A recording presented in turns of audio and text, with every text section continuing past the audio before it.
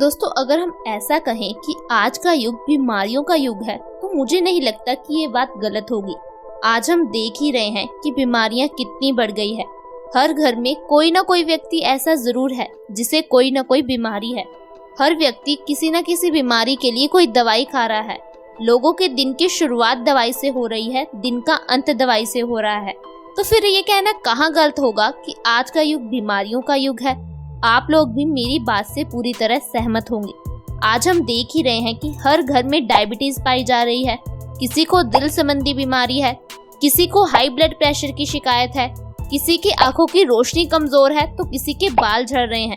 आखिरकार इतनी बीमारियां बढ़ क्यों रही हैं? आखिर इनके पीछे की वजह क्या है? क्या हम इन बीमारियों को घर पर सही कर सकते हैं?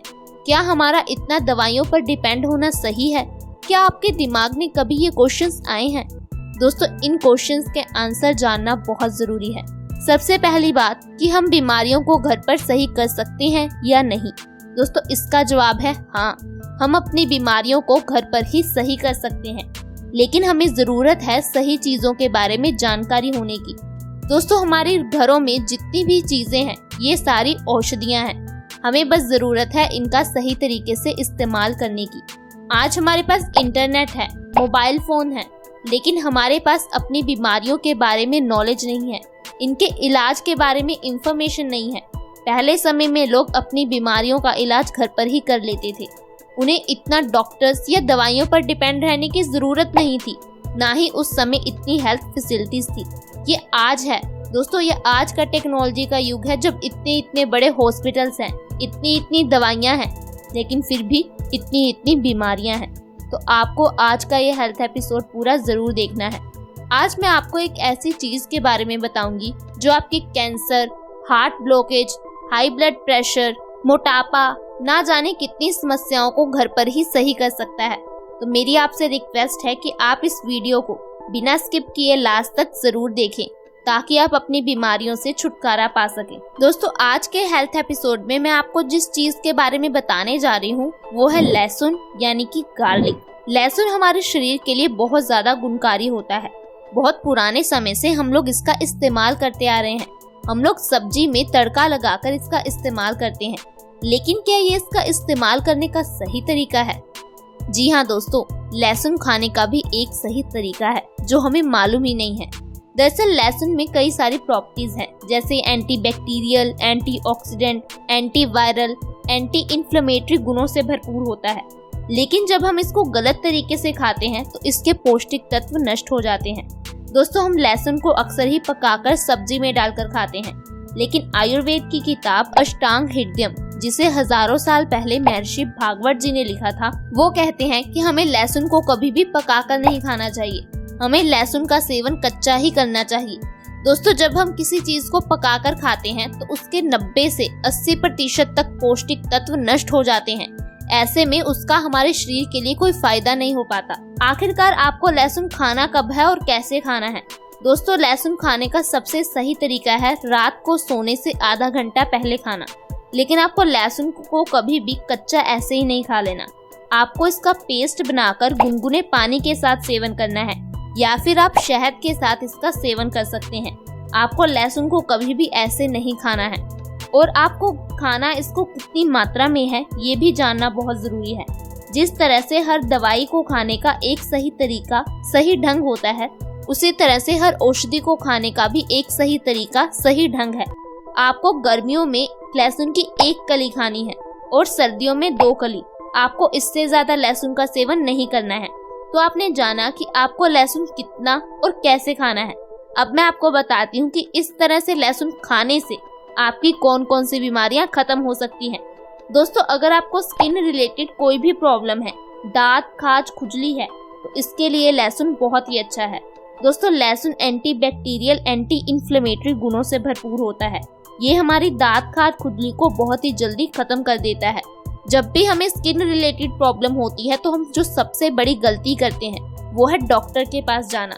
दोस्तों, डॉक्टर आपको केमिकल वाली क्रीम देता है या फिर डॉक्टर आपको दवाई दे देता है, जिससे कभी कभार आपकी स्किन प्रॉब्लम सही होने के बजाय और भी ज्यादा बढ़ जाती है, क्योंकि वो आपकी स्किन पर साइड इफेक्ट कर जाती है। लेकिन लहसुन कभी भी आपको साइड इफेक्ट नहीं करेगा, आपको बस इसका सही तरीके से सेवन करना है, फिर आपकी दांत खाज खुजली की प्रॉब्लम बिल्कुल ही खत्म हो जाएगी। इसके साथ साथ लहसुन इम्यूनिटी यानी कि रोग प्रतिरोधक क्षमता बढ़ाने में बहुत ही कारगर है। दोस्तों, रोग प्रतिरोधक क्षमता का कितना महत्व है ये तो अब हम सभी जानते ही हैं। आजकल का जो ये वायरस फैला है ये भी उन्हीं लोगों को ज्यादा होता है जिनकी रोग प्रतिरोधक क्षमता कमजोर है। दरअसल दोस्तों, रोग प्रतिरोधक क्षमता हमारे शरीर को एक कवच प्रदान करती है, जिससे कि हमारा शरीर बैक्टीरिया वायरस से बचा रहता है और हमें जल्दी बीमारियां नहीं घेरती। लेकिन आजकल हमारी गलत आदतों की वजह से, गलत लाइफस्टाइल के कारण हमारी रोग प्रतिरोधक क्षमता कमजोर होती जा रही है, जिस कारण से हमें बहुत ज्यादा बीमारियां घेर रही हैं। हर कोई बीमारियों से परेशान है। अगर आप अपनी इम्यूनिटी पावर को बढ़ाना चाहते हो, रोग प्रतिरोधक क्षमता को मजबूत करना चाहते हो, तो आज ही लहसुन का सेवन करना शुरू कर दे। रात को सोने से पहले जब आप लहसुन खाते हो तो इससे आपकी रोग प्रतिरोधक क्षमता 2 से 3 गुना बढ़ जाती है। आपकी शरीर की कमजोरी खत्म हो जाती है। इसके साथ साथ लहसुन हमें कैंसर जैसी खतरनाक बीमारी से भी बचाता है। ये बात हम सभी जानते हैं कि कैंसर आज कितनी खतरनाक बीमारी बन गई है। लोग इसके बारे में बात तक नहीं करना चाहते, लोग इसका नाम लेने से भी डरते हैं। दोस्तों, कैंसर के सेल हम सबकी बॉडी में पहले से ही मौजूद होते हैं, लेकिन जब ये सेल बढ़ जाते हैं तो ये बीमारी का रूप ले लेते हैं।